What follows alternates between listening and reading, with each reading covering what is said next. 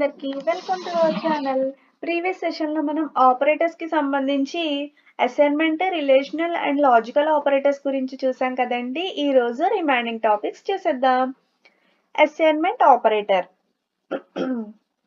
Assignment operator అంటే ఏంటంటే మనకి వాల్యూస్ని వేరియబుల్స్కి అసైన్ చేయడం అంటాం. అంటే for example A is equal to 5 అని తీసుకున్నాం అనుకోండి. దట్ మీన్స్ ఏంటి దాని అర్థం అంటే 5 అనే వాల్యూని ఏ అనే వేరియబుల్కి మనం అసైన్ చేస్తున్నాం. అదే మనకి అసైన్మెంట్ ఆపరేటర్ అండి. మనకి లెఫ్ట్ సైడ్ ఉన్నదేమో వేరియబుల్ కింద తీసుకుంటాము, రైట్ సైడ్ ఉన్న ఆపరేటర్ ఏమో వాల్యూ కింద తీసుకుంటాం మనం.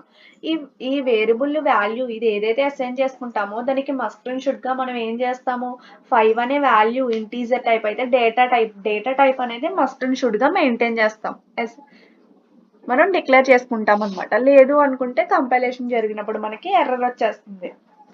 ఈ అసైన్మెంట్ ఆపరేటర్ లో కూడా 2 టైప్స్ ఉన్నాయండి. Single assignment operator and compound assignment operator. Single assignment operator ఏంటంటే మనం ఇప్పటి వరకు చూసింది అనమాట. ఏ ఈజ్ ఈక్వల్ టు 10 ఇలా వాల్యూస్ అనే దాన్ని మనం అసైన్ చేసుకుందాం.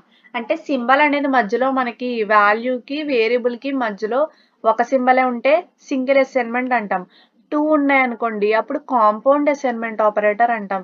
దీని అర్థం ఏంటి, ఏ ఈజ్ ఈక్వల్ టు 10 అంటే 10 అనే వాల్యూని ఏకి అసైన్ చేసాము అని కదండి. ఇక్కడ చూడండి కాంపౌండ్ ఆపరేటర్ అంటే మీనింగ్ చెప్తాను నేను. ఇక్కడ ప్లస్ ఈజ్ ఈక్వల్ టు ఇలా ఉన్నాయి కదండి, A plus is equal to 10. దీని అర్థం ఏంటంటే A is equal to A plus 10 అని. అంటే మనం ఇలా షార్ట్ కట్ లో ఇస్తే సరిపోతుందండి. ఇలా లాంగ్ గా రాయాల్సిన అవసరం లేకుండా A is equal to A plus 10 అని రాయాల్సిన అవసరం లేకుండా A plus is equal to 10 అని రాస్తే సరిపోతుంది అనమాట. దాని మీనింగ్ అనేది ఇది వచ్చేస్తుంది మనకి ఆపరేటర్స్ కి సంబంధించి, అసైన్మెంట్ ఆపరేటర్ కి సంబంధించి. ఇక్కడ మైనస్ ఈజ్ ఈక్వల్ టు అంటే సేమ్ ఇందాకలానే A is equal to A minus 10 అని దాని మీనింగ్ అనమాట. ఇంటూ తీసుకుంటే ఇంటూ ఉంటుంది మధ్యలో, డివైడెడ్ బై అయితే డివైడెడ్ బై, మాడ్యులో డివిజన్ అయితే మాడ్యులో డివిజన్. ఇది ఎక్స్పోనెంట్ అండి. ఎక్స్పోనెంట్ అన్నా కూడా మనకి సేమ్ అనమాట.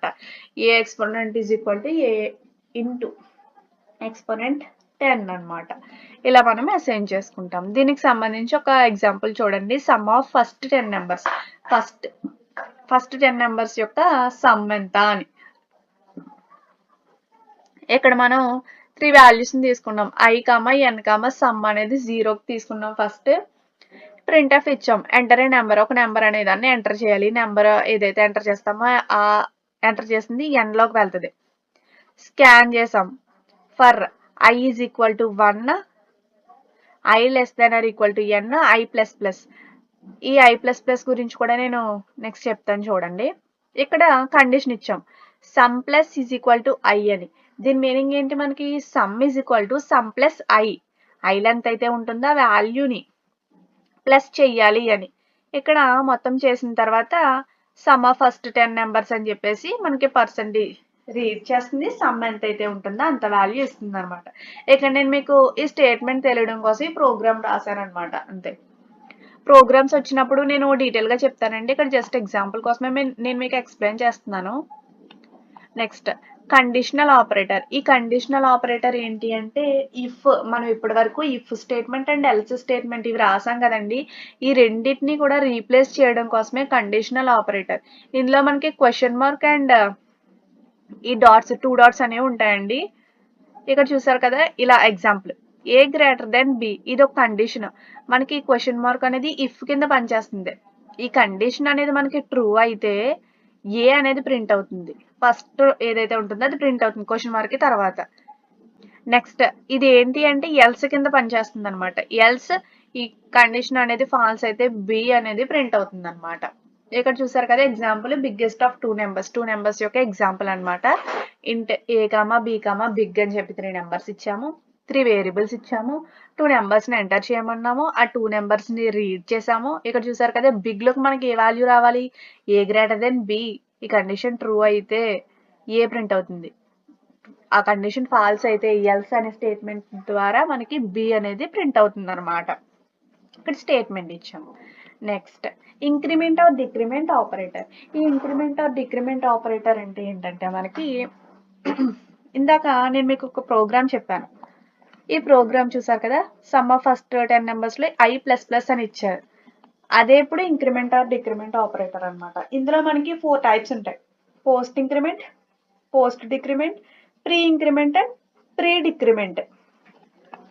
దీనిది ఏంటంటే పోస్ట్ ఇంక్రిమెంట్ అంటే మనకి వాల్యూస్ని అసైన్ చేసిన తర్వాత ఒక వాల్యూ అనేది ప్రింట్ అయిపోయిన తర్వాత మనకి ఇంక్రిమెంట్ అనేది జరుగుతుంది. పోస్ట్ అంటే అవుట్పుట్ అనేది ఫర్ ఎగ్జాంపుల్ 1 to 10 నెంబర్స్ అనేది ప్రింట్ చేయాలి అనుకున్నామండి. ఫస్ట్ మనకి i=1 తీసుకుంటాం కాబట్టి 1 అనే వాల్యూ ప్రింట్ అవుతుంది. నెక్స్ట్ మన కండిషన్లోకి వచ్చి ఒక వాల్యూ ప్రింట్ అయిపోయింది కదా, నెక్స్ట్ మనకి ఇంక్రిమెంట్ అనేది జరుగుతుంది. అంటే i++ ఇస్తాం మనం అక్కడ. ఒకటి ప్రింట్ అయిన తర్వాత మనకి ఇంక్రిమెంట్ అనేది జరిగితే మనం పోస్ట్ ఇంక్రిమెంట్ అంటాం. డిక్రిమెంట్ కూడా సేమ్, పోస్ట్ డిక్రిమెంట్. అదే ప్రీ ఇంక్రిమెంట్ అంటే ఏంటంటే అవుట్పుట్ ఒకటి కూడా మనకి ప్రింట్ అవ్వక ముందే మనకి ఇంక్రిమెంట్ అనేది జరుగుతుంది అనమాట. Pre increment. ఇది ప్రీ డిక్రిమెంట్ అనమాట. ఫస్ట్ మనకి ఇంక్రిమెంట్ జరిగిపోయిన తర్వాత రిజల్ట్ అనేది వస్తుంది.